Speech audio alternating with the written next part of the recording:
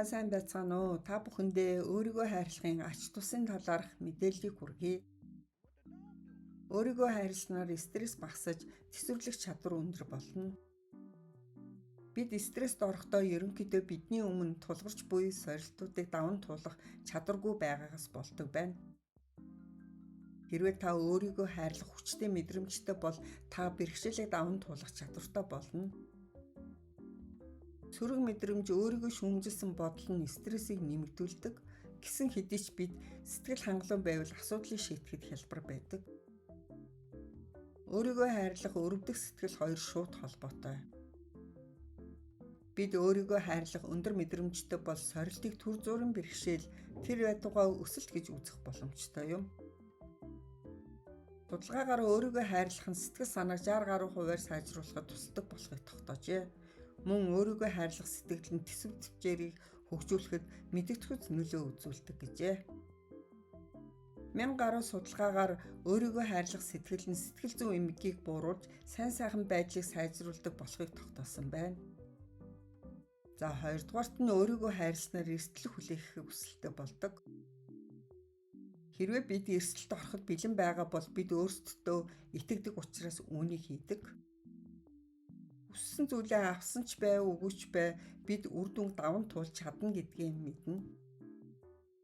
Үүний томоохон хэсэг нь өөртөө итгэх итгэл, гэхдээ энэ бас таныг хөрөнгө оруулалт хийх үн цэнтэй гэдэгт итгэх итгэл юм.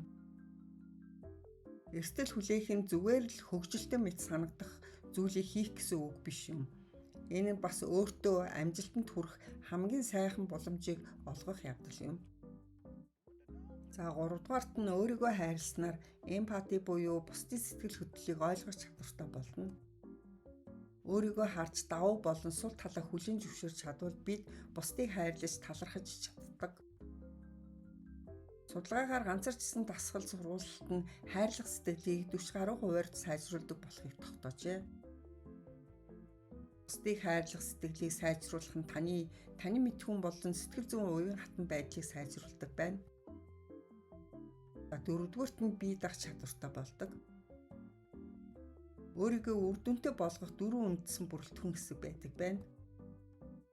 Үүнд нэгдүгээрт нь бусад хүмүүсийн амжилтыг харах, хоёрдугаарт нь өөрийн эзэмсэн туршлагаа хуваалцах, гуравдугаарт нь бусдаар үнэлүүлэх, дөрөвдүгээрт нь өөрийгөө болон чадвараа сайн мэдрэх явдал юм. Өөрийгөө хайрлах сэтгэл өндөр байвал бид шинэ зүйлийг илүү сайн авч чадна.